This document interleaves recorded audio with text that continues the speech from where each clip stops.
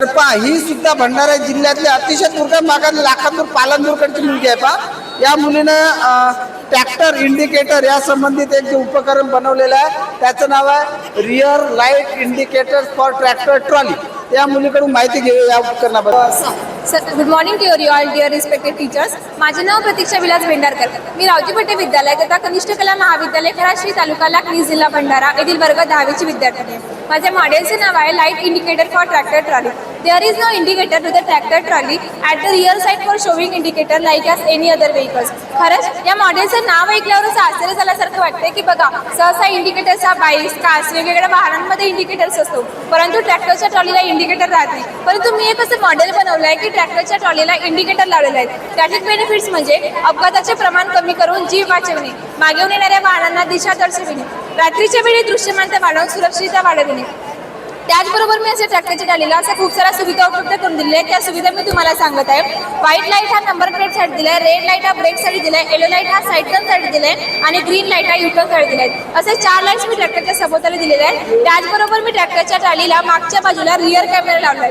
Rear camera दिसतोय rear camera म्हणतो पापुटा camera rear camera लावलेला आहे। रियर कॅमेरा मी याच्यासाठी लावलाय की बघा, ट्रॅक्टर ड्रायव्हरला ड्रायव्हिंग करत असताना मागे वळून बघावं लागतं की मागे कोणते वाहन येते आणि मागे काय करताय म्हणून त्याला मागे वळून बघावं लागतं। अशा वेळेस काय होतं, ड्रायव्हर मागे वळून बघतो आणि अचानकपणे समोरून जोरदार वाहन येतो आणि तिथं ऍक्सिडेंट निर्माण होतो।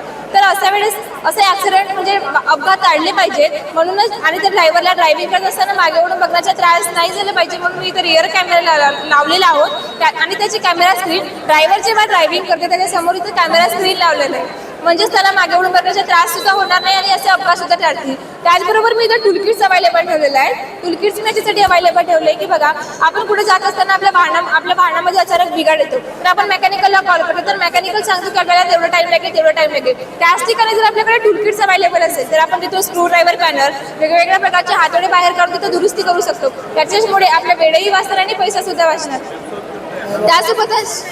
त्यासोबतच मी इथं फर्स्ट एड बॉक्स सुद्धा अवेलेबल ठेवलेला आहे। फर्स्ट एड बॉक्स माझ्यासाठी अवेलेबल ठेवले की बघा, आपलं वाहन आपण कुठे जात असताना अपघात होऊन जातो अचानकपणे, आणि शेतामध्ये काम करत असताना काप येणे, खरचटणे, डोळ्यामध्ये धूळ जाणे, मधमाशा चावणे, अशा लहान किरकोळ जखमांवर त्वरित उपचार झाला पाहिजे म्हणून मी इथं फर्स्ट एड बॉक्स सुद्धा अवेलेबल ठेवलं आहे। त्यासोबतच मी इथं सेन्सर लावलेला आहे। सेन्सर मी याच्यासाठी लावलंय की बघा, काही वेळेस काय होतं, आपल्या ट्रॅक्टरमध्ये ओव्हरलोड होऊन जातो, तर ओव्हरलोड झाल्यानंतर तो सेन्सर स्विच देणार। त्यासोबतच मी इथं आपलं एक्सटेन्शन हुक सुद्धा लावलेलं आहे। एक्सटेन्शन हुक मी याच्यासाठी लावलंय की बघा, आपण फॉर एक्झाम्पल म्हणजे सांगायचं झालं तर उसाचा ट्रॅक्टर बघतो, तो कधीच सिंगल टळीनं जात नाही, तो डबल टळीनं जातो। म्हणजे याचा अर्थ असा की आपण एकाच वेळेस भरपूर माल वाहून नेऊ शकतो। याच्यासाठी मोस्ट इम्पॉर्टंट आहे एक्सटेन्शन